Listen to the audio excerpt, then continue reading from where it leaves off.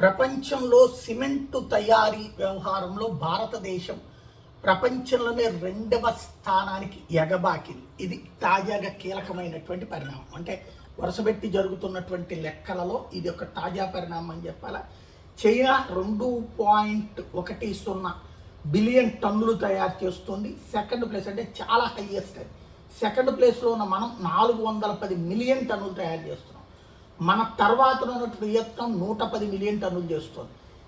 America 4వ స్థానం నుండి 91 మిలియన్ టన్నులే చేస్తుంది. టర్కీ 82 మిలియన్ టన్నులు చేస్తుంది.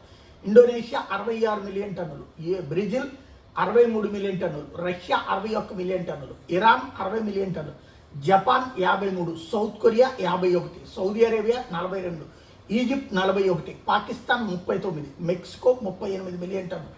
టాప్ 15 కంట్రీస్లో ఇండియా సెకండ్ ప్లేస్లో ఉంది సిమెంట్ ప్రొడక్షన్కి సంబంధించినటువంటి దేశాల్లో.